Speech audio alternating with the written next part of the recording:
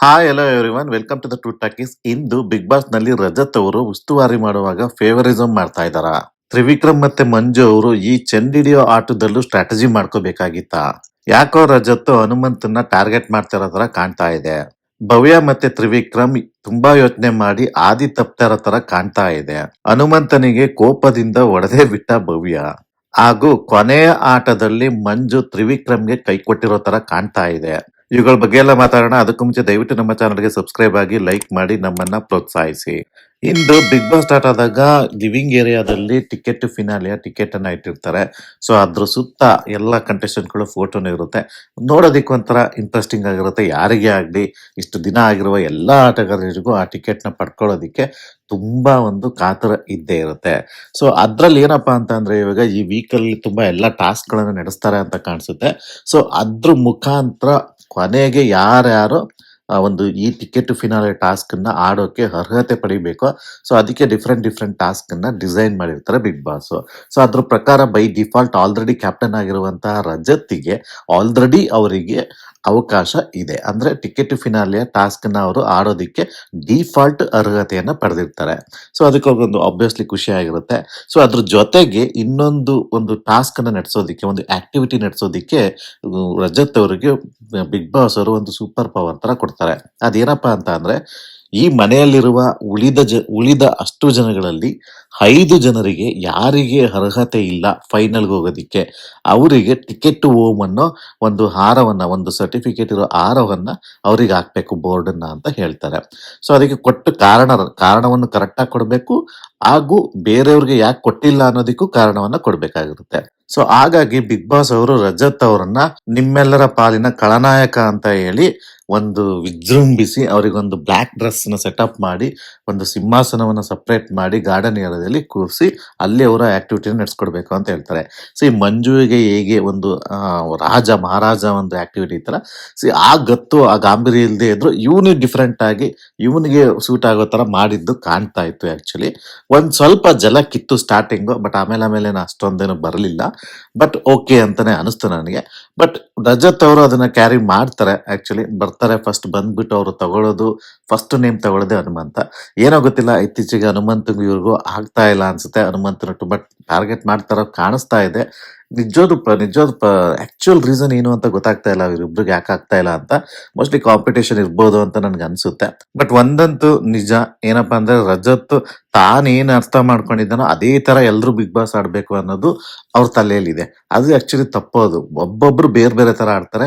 ಮತ್ತೆ ಅವನಿಗೆ ಇನ್ನೊಂದು ಅರ್ಥ ಮಾಡ್ಕೋಬೇಕಾಗಿರೋದು ಏನು ಅಂತ ಅಂದ್ರೆ ಪ್ರತಿ ಸೀಸನ್ ಗೆದ್ದಿರೋರು ಡಿಫ್ರೆಂಟ್ ಕ್ಯಾರೆಕ್ಟರ್ಸ್ ಇರೋರೆ. ಅದು ಇವನಿಗೆ ಅರ್ಥನೇ ಆಗ್ತಾ ಇಲ್ಲ.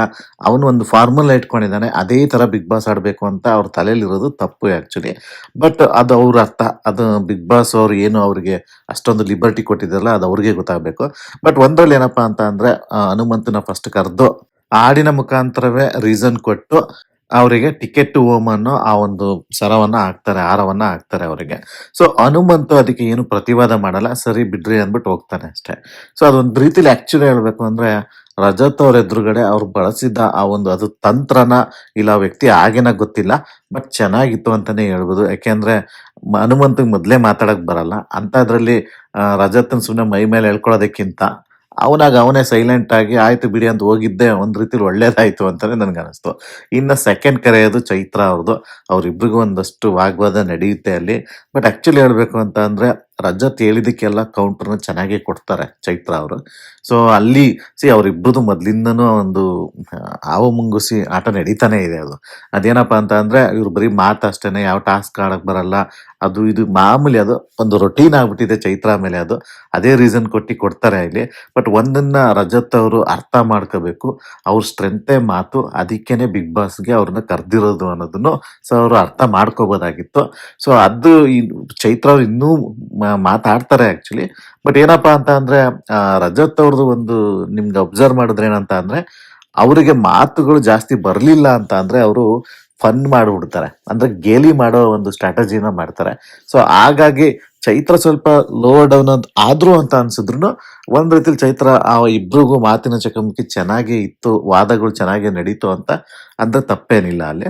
ಸೊ ಆಮೇಲೆ ಚೈತ್ರ ಅವರಾದ್ಮೇಲೆ ನೆಕ್ಸ್ಟ್ ಅವರು ಇಂಟ್ರೆಸ್ಟಿಂಗ್ಲಿ ಅಂತ ಏನಿಲ್ಲ, ಎಕ್ಸ್ಪೆಕ್ಟೆಡ್ ಮೂರನೇದಾಗಿ ಕರೆಯೋದು ಗೌತಮಿ ಅವ್ರನ್ನ ಕರೀತಾರೆ. ಸೊ ಅಲ್ಲಿ ಗೌತಮಿ ಅವ್ರಿಗೆ ಕೊಟ್ಟಂತ ರೀಸನ್ ಅಂದ್ರೆ, ನೀವು ಚೆನ್ನಾಗಿ ಟಾಸ್ಕ್ ಆಡ್ತಾ ಇದ್ದೀರಾ, ಬಟ್ ಆದ್ರೆ ನೀವು ಇನ್ನೂ ಎಂಟರ್ಟೈನ್ಮೆಂಟು ಅದೆಲ್ಲ ಬರಬೇಕು ಅನ್ನೋ ತರ ಕೇಳ್ತಾರೆ. ಎಲ್ಲಾರ ಹತ್ರನೂ ಕೂತ್ಕೋಬೇಕು ನೀವಿನ್ನು, ನೀವು ಮಂಜು ಅವರೇ ಕೂತಿದ್ರಿ ಅಂತೆಲ್ಲ ಹೇಳ್ತಾರೆ. ಬಟ್ ನನಗೆ ಅನ್ಸಿದ್ದೇನು ಅಂತ ಅಂದ್ರೆ, ಗೌತಮಿನೂ ಚೆನ್ನಾಗಿ ಆನ್ಸರ್ ಮಾಡ್ತಾರೆ. ಚೈತ್ರ ಎಷ್ಟು ಸ್ಟ್ರಾಂಗ್ ಇದಾರೋ ಮಾತಾಡೋದ್ರಲ್ಲಿ, ಗೌತಮಿನೂ ಅಷ್ಟೇ ಕೇಪಬಲ್ ಹುಡುಗಿ ಒಂದು ಕೌಂಟರ್ನ ಕೊಡೋದ್ರಲ್ಲಿ. ಸೊ ಒಂದ್ ರೀತಿಲಿ ಚೆನ್ನಾಗೇ ಕೊಟ್ರು. ಅವರು ಅದನ್ನ ಇಬ್ರು ಅಕ್ಸೆಪ್ಟ್ ಮಾಡ್ಕೊಂಡು ಹೋಗ್ತಾರೆ ಅವರು. ಸೊ ಇನ್ನು ಮೂರನೇದಾಗಿ, ಸರ್ಪ್ರೈಸಿಂಗ್ಲಿ ನಾಲ್ಕನೇದಾಗಿ ಕರೆಯೋದು ಭವ್ಯ ಅವ್ರನ್ನ ಕರೀತಾರೆ. ಭವ್ಯ ಅವರಿಗೆ ಕರೆದ್ದು ಅವ್ರು ಕೊಡೋ ರೀಸನ್ ಏನು ಅಂತ ಅಂದ್ರೆ, ಟಾಸ್ಕರೆಲ್ಲ ಚೆನ್ನಾಗಿ ಆಡ್ತಾ ಇದ್ದೀರಾ, ಎಂಟರ್ಟೈನ್ಮೆಂಟ್ ಇನ್ನೂ ಮಾಡಬೇಕು, ಇವಾಗ ನೀವು ಸೇರ್ತಾ ಇದ್ದೀರಾ ಧನರಾಜ್ ಹನುಮ ಅವ್ರ ಜೊತೆ ಎಲ್ಲ, ಮೊದ್ಲಿಂದೆಲ್ಲ ಮಾಡಿದ್ರೆ ಇನ್ನೂ ಎಕ್ಸ್ಟ್ರಾರ್ಡಿನರಿ ಆಗ್ತಿತ್ತು ಅಂತ ಹೇಳ್ತಾರೆ ಅವ್ರು ಆಕ್ಚುಲಿ. ಇಲ್ಲಿ ನಾನು ಒಂದು ಅರ್ಥ ಆಗದೆ ಇರೋದೇನು ಅಂತ ಅಂದ್ರೆ, ತ್ರಿವಿಕ್ರಮ್ ತಾಯಿ ಹೇಳಿದಂತ ಆ ಒಂದ್ ಮಾತಿದೆಯಲ್ಲ, ಅಂದ್ರೆ ನಿನ್ನನ್ನ ಯೂಸ್ ಮಾಡ್ಕೊಂಡು ತಮ್ಮ ಸ್ವಾರ್ಥಕ್ಕೆ ಬಳಸ್ಕೊತಾ ಇದಾರೆ ಅಂತ. ಸೊ ಅದನ್ನ ಯಾಕೋ ಆಕ್ಚುಲಿ ಇವರೆಲ್ಲ ತುಂಬಾ ಸೀರಿಯಸ್ ಆಗಿ ತಗೋಬಿಟ್ಟಿದ್ದಾರೆ ಅಂತ ಅನ್ಸುತ್ತೆ.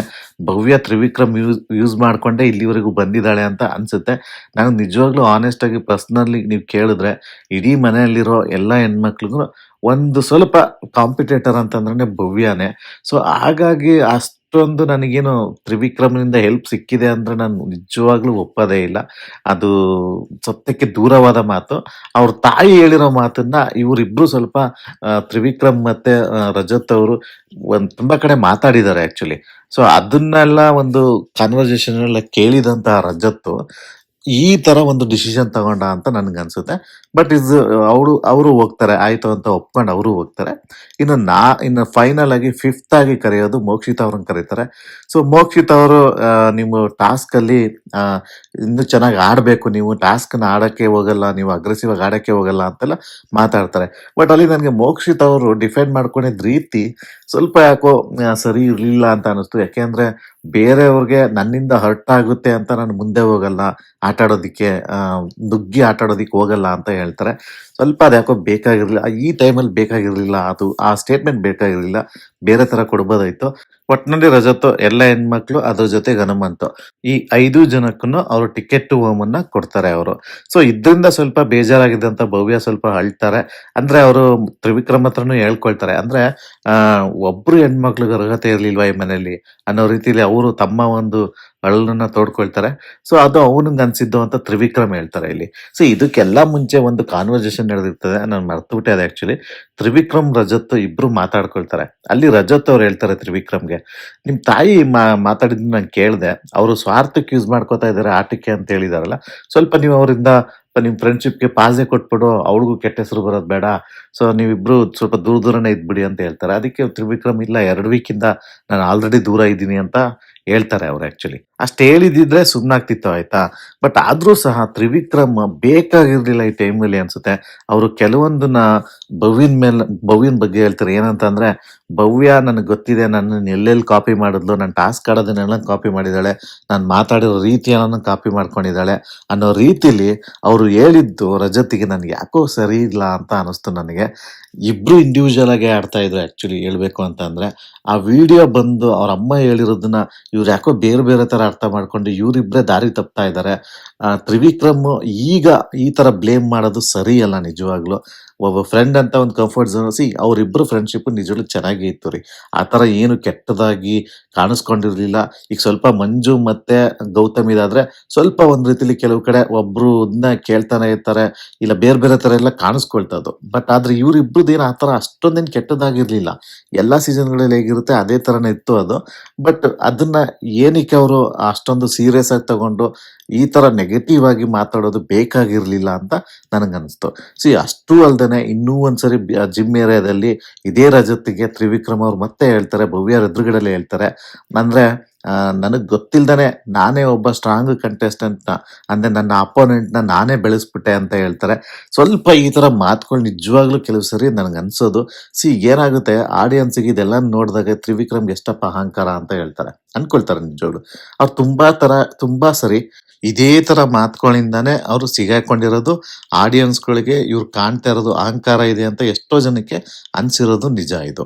ಇನ್ನು ರಜತ್ ಅವರು ತ್ರಿವಿಕ್ರಮ್ ಹತ್ರ ಮತ್ತೆ ಮಾತಾಡ್ತಾ ಇರ್ಬೇಕಾದ್ರೆ ಏನಪ್ಪಾ ಅಂತಂದ್ರೆ ಚೈತ್ರ ಅವರ ಸಂಭಾಷಣೆ ಬಗ್ಗೆ ಮಾತಾಡ್ತಾರೆ. ಅದ್ರ ಜೊತೆಗೆ ಹನುಮಂತಂಗೆ ನಾನು ಹಾಡು ಹೇಳಿ ಬಿಟ್ಟೆ. ಬಟ್ ಅವನು ಏನು ರೀಸನ್ ವಾದ ಮಾಡಕ್ ಬರ್ಲಿಲ್ಲ, ಇದ್ದಿದ್ರೆ ಸರಿಯಾಗಿ ಕೊಡ್ತಿದ್ದೆ ಅಂತೆಲ್ಲ ಮಾತಾಡ್ತಾರೆ. ಸ್ವಲ್ಪ ಈ ಆಟಿಟ್ಯೂಡ್ ಎಲ್ಲ ಬೇಡ ಅಂತ ನನ್ಗನ್ಸ್ತು ರಜತ್ಗೆ, ತ್ರಿವಿಕ್ರಮ್. ಸೊ ಇವರೆಲ್ಲ ಅದನ್ನ ಆ ದೃಶ್ಯಗಳನ್ನ ನೋಡಿದಾಗ, ಒಬ್ಬ ಆಡಿಯನ್ಸ್ ಆಗಿ ನೋಡಿದಾಗ, ಏನಪ್ಪ ಇವರು ಈ ತರ ಇಷ್ಟೊಂದು ಅಹಂಕಾರದಲ್ಲಿ ಮಾತಾಡ್ತಾರೆ ಅಂತಾನು ಅನಿಸ್ಬಿಡೋದಂತೂ ನಿಜ ನಮ್ಗೆ. ಸೊ ಈಗ ಅವ್ರ 5 ಜನಕ್ಕೆ ಟಿಕೆಟ್ ಹೋಮ್ ಸಿಕ್ಕಿದ್ರೆ, ಇನ್ 3 ಜನ ಅಂದ್ರೆ ಮಂಜು, ತ್ರಿವಿಕ್ರಮ ಮತ್ತೆ ಧನ್ರಾಜ್, ಇವ್ರ 3 ಜನಕ್ಕೆ ಒಂದು ಸೇಫ್ ಝೋನ್ ಅಂತ. ಸೊ ಅಂದ್ರೆ ಟಿಕೆಟ್ ಫಿನಾಲೆ ಆಡೋದಿಕ್ಕೆ ಅರ್ಹತೆ ಇರೋರು ಅನ್ನೋ ರೀತಿಯಲ್ಲಿ ಅವ್ರ 3 ಜನನ್ನ ಒಂದು ಸೇಫ್ ಝೋನ್ ಅಂತ ಕರೀತಾರೆ ಅಂತ ಅನ್ಕೊಳ್ಳಿ ಈಗ ಅವ್ರನ್ನ. ಸೊ ಈಗ ಆ 3 ಜನಕ್ಕೂ ಒಂದು ರೀಸನ್ ಕೊಡ್ಬೇಕಲ್ಲ. ಅದ್ರಲ್ಲಿ ಧನ್ರಾಜ್ ಒಳ್ಳೆ ಎಂಟರ್ಟೈನ್ಮೆಂಟ್, ಸೊ ಚೆನ್ನಾಗಿ ಆಡ್ಕೊಂಡ್ ಬರ್ತಿದ್ದಾನೆ ಅಂತೆಲ್ಲ ಹೇಳ್ತಾರೆ, ಸ್ಟ್ರಾಂಗ್ ಕಂಟೆಸ್ಟೆಂಟ್ ಅಂತಾನು ಹೇಳ್ತಾರೆ. ಸ್ವಲ್ಪ ಧನ್ರಾಜ್ ಕಡೆಗೆ ಇವ್ರಿಗೆ ಸ್ವಲ್ಪ ಇಷ್ಟ ಇದೆ, ಇಲ್ಲ ಅಂತಲ್ಲ. ಇವ್ರದೊಂದು ಇಬ್ರದ್ದು ಒಂದು ಪ್ಯಾಚಪ್ ನಡೆದಿದೆ ಚೆನ್ನಾಗಿ ಅಂತ ಕಾಣುತ್ತೆ. ಸೊ ಇನ್ನು ಮಂಜು ಅವ್ರಿಗೆ ಕರೀತಾರೆ.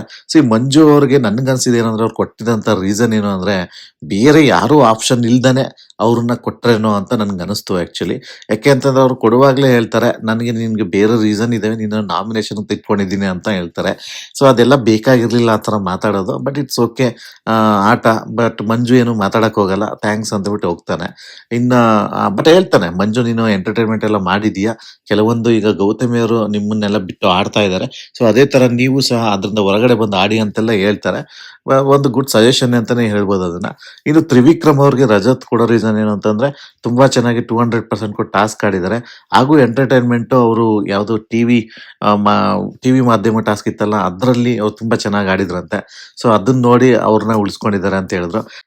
ನನ್ಗೆ ತ್ರಿವಿಕ್ರಮ್ಗೆ ಕೊಟ್ಟಂತ ರೀಸನ್ ಇದಿಲ್ಲ ಎಂಟರ್ಟೈನ್ಮೆಂಟ್ ಅಲ್ಲಿ ಅಂತ. ಎಂಟರ್ಟೈನ್ಮೆಂಟ್ ಅಲ್ಲಿ 0 ಅಂತ ಅನ್ನಿದ್ರು ನನ್ಗೆ ಓಕೆನೆ. ಬಟ್ ಆದ್ರೆ ಒಂದು ಕೊಟ್ಟಿರೋದೇ ಸರಿ ಇದೆ ಅವ್ರ 3 ಜನಕ್ಕೆ ಅಂದ್ರೆ, ಒಂದ್ ರೀತಿಲಿ ಓಕೆ ಅಂತಾನೆ ನನ್ಗೆ ಅನಿಸ್ತು. ಕಾರಣ ಏನಪ್ಪಾ ಅಂತಂದ್ರೆ, ಮಂಜು ಮತ್ತೆ ತ್ರಿವಿಕ್ರಮ್ ಆ ಇನಿಷಿಯಲ್ ಡೇಸ್ ಇದೆಯಲ್ಲ, ಯಾರು ಜಗದೀಶ್ ಎಲ್ಲ ಹೊರಗಡೆ ಹೋದಾಗ ಆ ಟೈಮ್ಗಳಲ್ಲೆಲ್ಲ ಬಿಗ್ ಬಾಸ್ಗೆ ಸ್ವಲ್ಪ ಏನ್ ಬೇಕು, ಮಸಾಲ ಬೇಕು, ಅದೆಲ್ಲ ಮಂಜು ಕಡೆಯಿಂದ, ಚೈತ್ರಾ ಕಡೆಯಿಂದ ಮತ್ತೆ ತ್ರಿವಿಕ್ರಮ್ ಕಡೆಯಿಂದನೂ ಅಷ್ಟೋ ಇಷ್ಟೋ ಸಿಕ್ಕಿದೆ, ಇಲ್ಲ ಅಂತಲ್ಲ.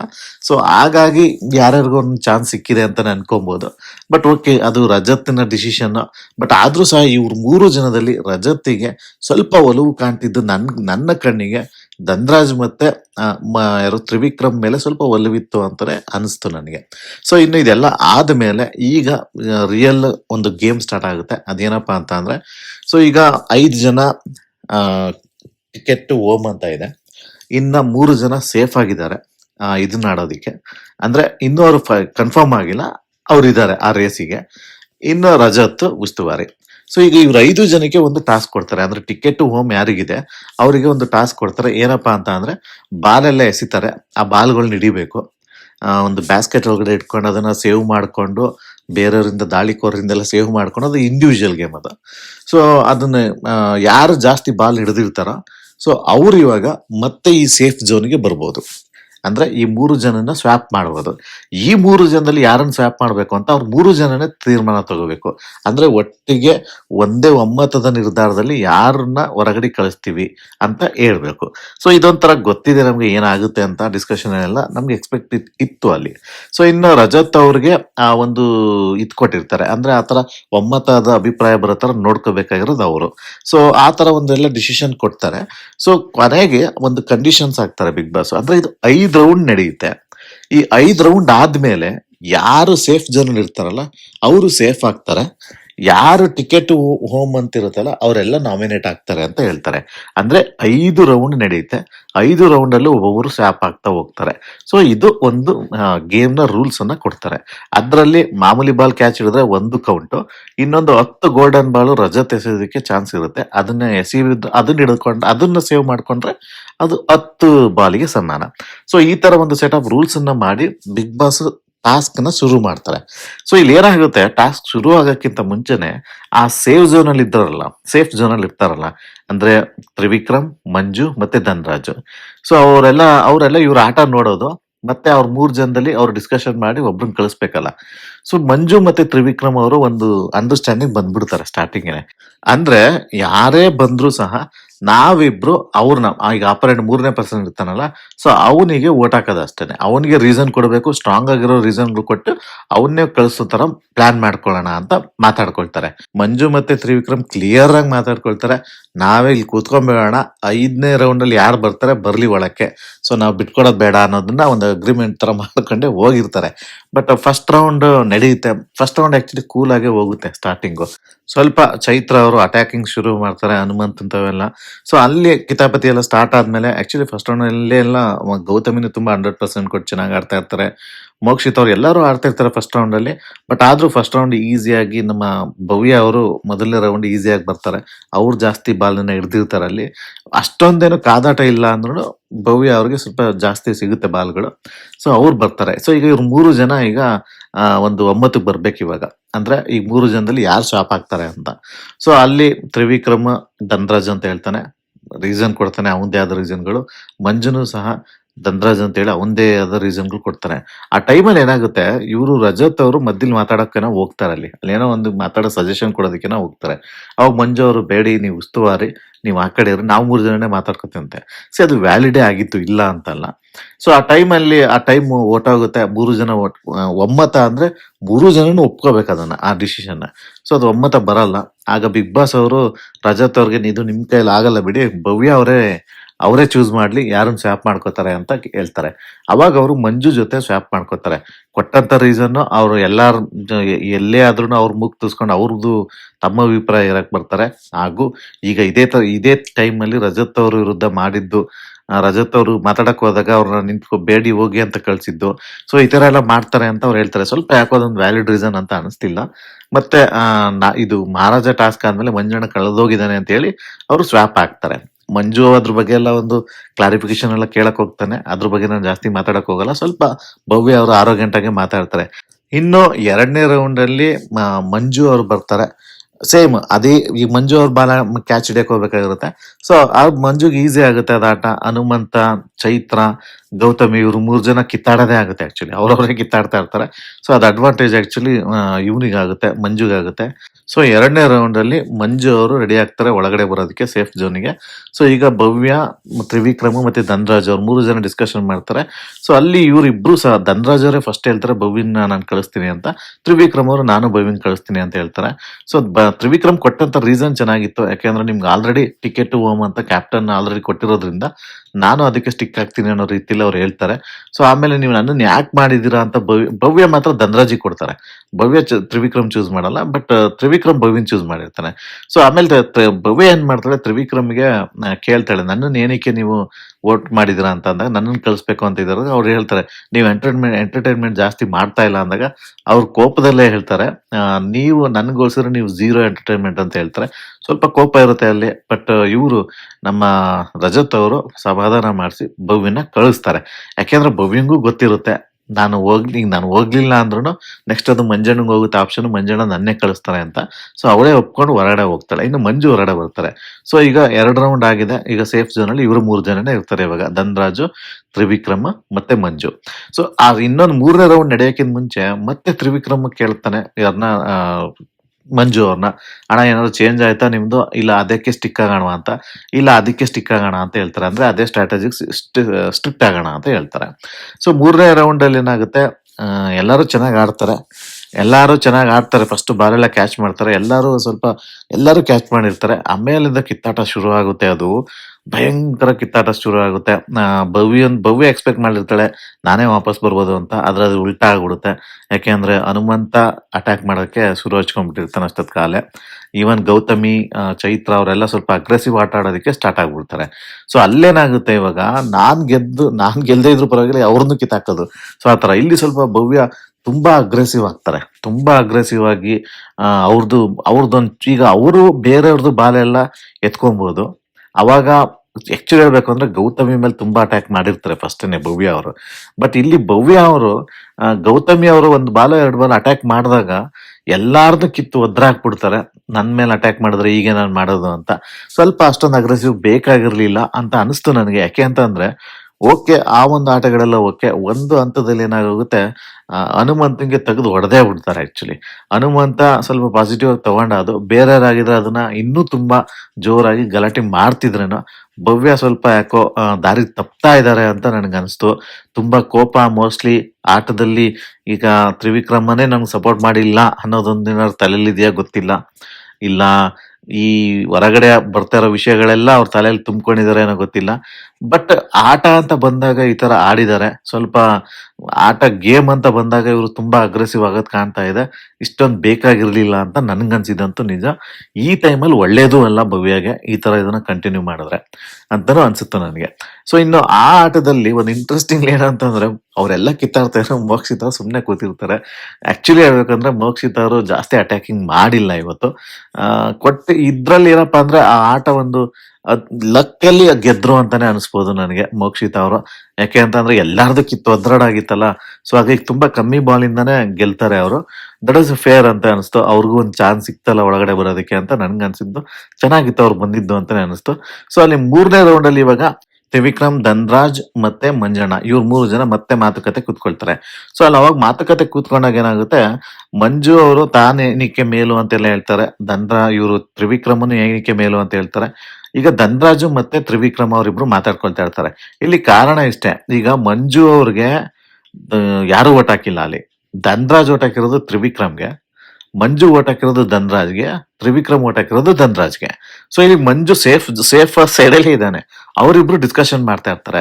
ಸೊ ಆ ಟೈಮಲ್ಲಿ ರಜತ್ ಅವ್ರು ಹೋಗ್ತಾರೆ. ರಜತ್ ಅವ್ರು ಕೂತಿದ್ದಾರೆ ಏನಂತಾರೆ, ಇತ್ತೀಚೆಗಷ್ಟೇನೆ ಇವ್ನು ಆಡಕ್ ಸ್ಟಾರ್ಟ್ ಆಗಿದ್ದು ಅಂತ ಇವ್ರು ಯಾರು ತ್ರಿವಿಕ್ರಮ್ ಅವರು ಧನ್ರಾಜ್ ಬಗ್ಗೆ ಹೇಳ್ತಾ ಇರ್ತಾರೆ. ಈಗ ನಮ್ದು ಮೊದ್ಲಿಂದ ಗ್ರಾಫ್ ನೋಡ್ಕೊ ಬಂದ್ರೆ ನಮ್ದು ಗ್ರಾಫ್ ಚೆನ್ನಾಗಿದೆ ನಮ್ಮಿಬ್ರದ್ದು. ನೀವು ಇತ್ತೀಚೆಗಷ್ಟೇ ನೀವು ಟಾಸ್ಕ್ ಎಲ್ಲ ಆಟ ಆಡಕ್ಕೆ ಸ್ಟಾರ್ಟ್ ಮಾಡಿದ್ದು ಅಂದಾಗ ಇವರು ರಜತ್ ಅವ್ರು ಆಕ್ಚುಲಿ ಅಲ್ಲಿ ಬೇಕಾಗಿರ್ಲಿಲ್ಲ. ಯಾರನ್ನ ಧನ್ರಾಜನ ಡಿಫೆಂಡ್ ಮಾಡ್ಕೊಳ್ಳೋದು. ಅವ್ರೇನ್ ಮಾಡ್ತಾರೆ, ಮಂಜು ಅವರು 4 ವಾರದಿಂದ ಏನು ಆಡೇ ಇಲ್ಲ, ಸೈಲೆಂಟ್ ಆಗವನೆ ಅಂತ ಹೇಳ್ತಿದ್ದಾರೆ ಅಂತ ಅಂದಾಗ, ಸೊ ಅವಾಗ ಮಂಜು ಅವ್ರ ಕೋಪ ಬರುತ್ತೆ. ನೀನೇನಕ್ಕೆ ಇಂಟರ್ಫಿಯರ್ ಆಗ್ತಾ ಇದೀಯಾ ಅಂತೆಲ್ಲ ಸ್ವಲ್ಪ ಮಾತಿನ ಚಕಮಕಿ ನಡೆಯುತ್ತೆ. ಬಟ್ ನನ್ಗೆ ಓವರ್ ಆಲ್ ಆಗಿ ಅಲ್ಲಿ ನೋಡಿದಾಗ ರಜತ್ ಅವರು ಬೇಕಾಗಿರ್ಲಿಲ್ಲ ಅದು. ಅವ್ರ ಇಂಟೆನ್ಷನಲಿ ಧನ್ರಾಜ್ ಅವ್ರಿಗೆ ಸಪೋರ್ಟ್ ಮಾಡಕ್ ಹೋದ್ರು ಅಂತ ನನ್ಗೆ ಅನಿಸ್ತು. ಸೊ ಈ ಧನ್ರಾಜು ದಡ್ಡ ಅಲ್ಲ ಆಯ್ತಾ, ಇವ್ರು ಅನ್ಕೊಂಡಿದ್ದಾರೆ ಅಷ್ಟೇ ಧನ್ರಾಜು ಮಾತಾಡಲ್ಲ, ಅದು ಗೊತ್ತಾಗಲ್ಲ ಅಂತ. ಬಟ್ ಧನ್ರಾಜ್ಗೂ ಗೊತ್ತಿದೆ ಅವನ್ ಲಿಮಿಟೇಷನ್ ಏನು ಅಂತಾನು ಧನ್ರಾಜ್ಗೂ ಗೊತ್ತಿದೆ. ಒಳ್ಳೆ ಆಟಗಾರ ಧನ್ರಾಜು. ಬಟ್ ಅವ್ರಿಗೂ ಗೊತ್ತಿದೆ, ಅವ್ರೀಗ ಮಂಜುಗೆ ಮೊದ್ಲಿಂದ ಅವ್ನು ಹೆಂಗ್ ಆಡ್ಕೊಂಡ್ ಬಂದಿದ್ದಾನೆ ಅದೆಲ್ಲ ಅವನಿಗೆ ಗೊತ್ತಿದೆ. ತ್ರಿವಿಕ್ರಮ ಹೇಗ್ ಆಡ್ಕೊಂಡ್ ಬಂದಿದ್ದಾನೆ ಅದೆಲ್ಲ ಗೊತ್ತಿದೆ. ಹೌದು, ಎಂಟರ್ಟೈನ್ಮೆಂಟ್ ಫ್ಯಾಕ್ಟರ್ ಅಲ್ಲಿ ತ್ರಿವಿಕ್ರಮ್ಗಿಂತ ಇವನ್ ಜಾಸ್ತಿ ಇದ್ದಾನೆ, ಇಲ್ಲ ಅಂತಲ್ಲ. ಇಲ್ಲಿ ನನಗೆ ನಿಜವಾಗ್ಲೂ ಧನ್ರಾಜ್ ಅವರು ಕಂಪೇರ್ ಮಾಡ್ಕೊಳಕ್ ಹೋಗಿದ್ದು ಮಂಜು ಜೊತೆ ಫೈಟ್ ಮಾಡ್ತಾ ಇರ್ಲಿಲ್ಲ ಅವರು. ಅವರು ತ್ರಿವಿಕ್ರಮ್ ಜೊತೆ ಫೈಟ್ ಮಾಡ್ತಿದ್ದಾರೆ.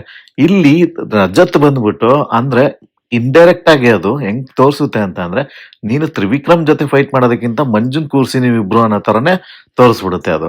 ಸೊ ಹಂಗಾಗಿ ಮಂಜುಗೆ ಅದು ಅಫೆಂಡ್ ಆಗುತ್ತೆ. ಸ್ವಲ್ಪ ವಾದ ನಡೆಯುತ್ತೆ ಅಲ್ಲಿ, ಇಬ್ರಿಗೂ ಜೋರಾಗಿ ವಾದ ನಡೆಯುತ್ತೆ. ಬಟ್ ಓವರ್ ಆಲ್ ಆಗಿ ನನಗೆ ರಜತ್ ಅಷ್ಟೊಂದ್ ಲೆವೆಲ್ಗೆ ಹೋಗಂಗ್ ಇರ್ಲಿಲ್ಲ ಅಂತ ನನ್ಗೆ ಅನಿಸ್ತು. ಸೊ ಅದಾದ್ಮೇಲೆ ಧನ್ರಾಜ್ ಅವ್ರಿಗೆ ಅರ್ಥ ಆಗ್ಬಿಡುತ್ತೆ, ಅವ್ರಿಗೆ ಇದರ ಉಸ್ತುವಾರಿನಿ ನನ್ಗೆ ಸಪೋರ್ಟ್ ಮಾಡ್ತಾರಲ್ಲ ಅಂತ ಅಂದ್ಬಿಟ್ಟು ಅವರೇ ಹೊರಟೋಗ್ತಾರೆ. ನಾನೇ ಒಪ್ಕೊಂಡು ನಾನೇ ಹೋಗ್ತೀನಿ ಅಂತ ಹೋಗ್ತಾರೆ. ಮೋಕ್ಷಿತ ಒಳಗಡೆ ಬರ್ತಾರೆ. ಸೊ ಇನ್ನು ಮೋಕ್ಷಿತ ಒಳಗಡೆ ಬರ್ತಾರೆ. ಇನ್ನು 4ನೇ ರೌಂಡ್ ನಡೀತದೆ ಇವಾಗ.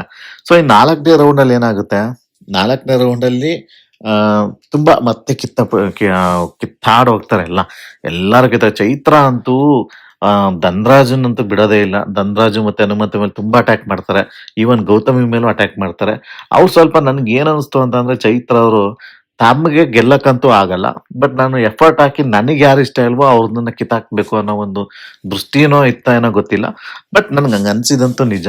ಸೊ ಅಲ್ಲಿ ಏನಾಗುತ್ತೆ, ಭವ್ಯ ಅವ್ರ ಮೇಲೂ ಅಟ್ಯಾಕ್. ಭವ್ಯ ಲಾಸ್ಟಿಗೆ ಎಲ್ಲಾರ್ದು ಕಿತ್ಕೊಂಡಾಗ ಭವ್ಯ ಅವ್ರ ಹತ್ರ ಜಾಸ್ತಿ ಬಾಲ್ ಇರುತ್ತೆ. ಸೊ ಅದನ್ನು ಸಹ ಗೌತಮಿ ಅವರೆಲ್ಲ ಅಟ್ಯಾಕ್ ಮಾಡಿ ಅದನ್ನ ಬೀಳಿಸ್ತಾರೆ. ಇವ್ರಿಗೆ ಸ್ವಲ್ಪ ಹೊಟ್ಟೆ ನೋವು ಅಂತೆಲ್ಲ ಆಕ್ಟ್ ಮಾಡ್ತಾರೋ, ನಿಜವಾಗ್ಲೂ ಹೊಟ್ಟೆ ನೋವು ಇರುತ್ತೋ ಗೊತ್ತಿಲ್ಲ ಭವ್ಯ ಅವ್ರಿಗೆ. ಸೊ ಹೆಣ್ಮಕ್ಳಿಗೆ ಯಾವಾಗ ಏನಾಗುತ್ತೆ ಅಂತ ಹೇಳಕ್ಕಾಗಲ್ಲ. ಅಷ್ಟೊಂದು ಅಗ್ರೆಸಿವ್ ಆಡ್ತಾ ಇರ್ಬೇಕಾದ್ರೆ ಏಟ್ಗಳು ಬಿದ್ದಿರುತ್ತೆ. ಸೊ ಆವಾಗ ಸ್ವಲ್ಪ ಹನುಮಂತ ಎಲ್ಲಾರ್ದು ಕಿತ್ತು ಬಿಸಾಕಿರ್ತಾನೆ, ಅವನ್ ಬ್ಯಾಸ್ಕೆಟ್ ಮಾತ್ರ ಉಳಿಸ್ಕೊಂಡಿರ್ತಾನೆ. ಸೊ ಹಾಗಾಗಿ ಹನುಮಂತ ಗೆಲ್ತಾನೆ ಆ ರೌಂಡ್. ಸೊ ಹನುಮಂತ ಇವಾಗ 4ನೇ ರೌಂಡ್ ಅಲ್ಲಿ ಗೆಲ್ತಾನೆ. ಅಲ್ಲಿ ಮತ್ತೆ ವಾಗ್ವಾದ ಸೇಮ್. 3 ಜನರು ಒಪ್ಕೊಳ್ಳಲ್ಲ. ತ್ರಿವಿಕ್ರಮ್, ಮೋಕ್ಷಿತಾ ಮತ್ತೆ ಮಂಜು. ರೀಸನ್ಗಳೇನು ಹೊಸದೇನಲ್ಲ, ನಾವು ಆಲ್ರೆಡಿ ಕೇಳಾಗಿದೆ. ಏನಾಗುತ್ತೆ ಗೊತ್ತಾ, ಎಲ್ಲರಿಗೂ ರೀಸನ್ ಇದಾವೆ, ಎಲ್ಲರಿಗೂ ಇದಾಗಿದ್ದಾವೆ. ಅದ್ರಲ್ಲಿ ಇದ್ದಿದ್ರಲ್ಲಿ ಯಾರು ಬೆಟರ್ ಅಂತ ಅನ್ಕೋಬೇಕಷ್ಟೇನೆ. ಆದ್ರೂ ಯಾರು ಒಪ್ಕೊಳ್ಳಲ್ಲ ಅದಕ್ಕೆ. ಇನ್ನು ರಜತ್ ಅವರು, ಮೋಕ್ಷಿತಾ ಅವರು ಯಾರು ಒಪ್ಕೊಳ್ದೇ ಇದ್ದಾಗ, ಯಾಕೆಂದ್ರೆ ಮೋಕ್ಷಿತನ್ ಮೇಲೆ ಅವರಿಬ್ರು ಓಟ್ ಹಾಕಿರ್ತಾರೆ, ತ್ರಿವಿಕ್ರಮ್ ಮತ್ತೆ ಮಂಜು ಅವರಿಬ್ರು ಎಲ್ಲ ಮಾತಾಡ್ಕೊಂಡಿರ್ತಾರಲ್ಲ. ಇವ್ರು ಒಪ್ಕೊಳ್ಳಲ್ಲ. ಇನ್ನು ಹನುಮಂತಂಗೆ ಬರುತ್ತೆ ಯಾರ ಜೊತೆ ಸ್ವಾಪ್ ಮಾಡ್ತೀಯಾ ಅಂತ. ಅವರು ಮೋಕ್ಷಿತನ್ ಜೊತೆ ಸ್ವಾಪ್ ಮಾಡ್ತಾರೆ. ಇಲ್ಲಿಗೆ 4 ರೌಂಡ್ ಆಯ್ತು. ಇನ್ನು ಕೊನೆ ರೌಂಡ್ ನಾಳೆ ನಡಿಬೇಕದು. ಈಗ 5ನೇ ರೌಂಡ್ ತುಂಬಾ ಇಂಪಾರ್ಟೆಂಟ್. ಯಾಕೆ ಅಂತ ಅಂದ್ರೆ 5ನೇ ರೌಂಡ್ ಅಲ್ಲಿ ಯಾರು ಗೆಲ್ತಾರೋ ಅವರು ಒಳಗಡೆಗೆ ಬರ್ತಾರೆ. ಇನ್ 3 ಜನದಲ್ಲಿ, ಈಗ 3 ಜನದಲ್ಲಿ ಒಬ್ರು ಹೊರಗಡೆ ಹೋಗ್ಬೇಕಾಗುತ್ತೆ. ಮತ್ತೆ 5ನೇ ರೌಂಡ್ ಆದ್ಮೇಲೆ ಯಾರು ಸೇಫ್ ಝೋನ್ ಅಲ್ಲಿ ಇರ್ತಾರೋ ಅವರು ನಾಮಿನೇಷನ್ ಇಂದ ಉಳ್ಕೊಳ್ತಾರೆ. ಇನ್ನ ಈ ಕಡೆ ಇರೋರೆಲ್ಲ ನಾಮಿನೇಟ್ ಆಗ್ತಾರೆ. ಇದು ಬಿಗ್ ಬಾಸ್ ಕೊಟ್ಟಿರುವಂತ ಟಾಸ್ಕ್. ಇವಾಗ ಯಾರು ಗೆದ್ದಿದ್ದಾರೆ ಅಂತ ನಮಗೆ ತೋರಿಸಿಲ್ಲ ಅಲ್ಲಿ, ಇನ್ನು ಯಾರು ಗೆದ್ದಿದ್ದಾರೆ ಅಂತ ತೋರಿಸಿಲ್ಲ. ಬಟ್ ಇವ್ರು 3 ಜನ ಒಂದು ಡಿಸ್ಕಷನ್ ಮಾಡೋದ್ರಲ್ಲಿ, ಆ ಒಂದು ಪ್ರೋಮೋ ನೋಡಿದ್ರೆ ಅಲ್ಲಿ ಮಂಜು ಅವರು ಹನುಮಂತಂಗ್ ಸಪೋರ್ಟ್ ಮಾಡ್ತಾ ಇರೋದು ಕಾಣಿಸುತ್ತೆ. ಅವ್ರು ಏನು ಮತ್ತೆ ಇವರಿಬ್ರು ತ್ರಿವಿಕ್ರಮ್ ಮತ್ತೆ ತ್ರಿವಿಕ್ರಮ್ ಮತ್ತೆ ಮಂಜು ಅವರು ಏನ್ ಮೊದ್ಲು ಅಗ್ರಿಮೆಂಟ್ ಆಗಿತ್ತಲ್ಲ, ಆ ತರ ಇಲ್ಲ ಅನ್ಕೊಳ್ತಾ ಇದೀನಿ. ಮಂಜು ಅವರು ಹನುಮಂತಂಗ್ ಸಪೋರ್ಟ್ ಮಾಡ್ತಾ ಇರೋ ತರ ಕಾಣ್ತಾ ಇದೆ. ಅಲ್ಲಿ ಸ್ವಲ್ಪ ಕೋಪದಲ್ಲಿ ಅವ್ರು ಮಾತಾಡ್ತಾ ಇರೋದು ಕಾಣಿಸುತ್ತೆ ತ್ರಿವಿಕ್ರಮ್ ಅವರು. ಬಟ್ ತ್ರಿವಿಕ್ರಮ್ ಅವರು ಒಪ್ಕೊಳ್ಳಿಲ್ಲ ಅಂತ ಅಂದ್ರೆ ಅದು ಇವ್ರಿಗೆ ಹೋಗುತ್ತೆ, ಯಾರ 5ನೇ ಆಟ ಗೆದ್ದಿರ್ತದಲ್ಲ ಅವರು. ಅದ್ರಲ್ಲಿ ಯಾರು ಗೆದ್ದಿರ್ಬೋದು, ಬಂದಿದ್ರೆ ಅವರು ತ್ರಿವಿಕ್ರಮ್ ಚೂಸ್ ಮಾಡಿರ್ತಾರೆ ಮೋಸ್ಟ್ಲಿ. ನನ್ಗನ್ಸುತ್ತೆ ಅಲ್ಲಿ ಆ ಸ್ಟ್ರಾಟಜಿಗಿಂತ ಇವ್ರು ಏನ್ ಸ್ಟ್ರಾಟಜಿ ಮಾಡಿದ್ರಲ್ಲ, ಆ ಸ್ಟ್ರಾಟಜಿಗಿಂತ ತುಂಬಾ ಈಸಿ ಸ್ಟ್ರಾಟಜಿ ಅಂದ್ರೆ ಹೊರಗಡೆ ಬಂದ್ಬಿಟ್ಟು 5ನೇ ಆಟ ಗೆದ್ಬಿಟ್ಟು ಒಳಗಡೆ ಹೋಗಿದ್ರೆ ಮುಗ್ದೋಗಿರೋದು. ಈಗ ಧನರಾಜ್ಯ ಬಂದಿರ್ಬೋದು ಅಂತ ನಾನು ಅನ್ಕೊಂಡಿದೀನಿ ಒಳಗಡೆಗೆ.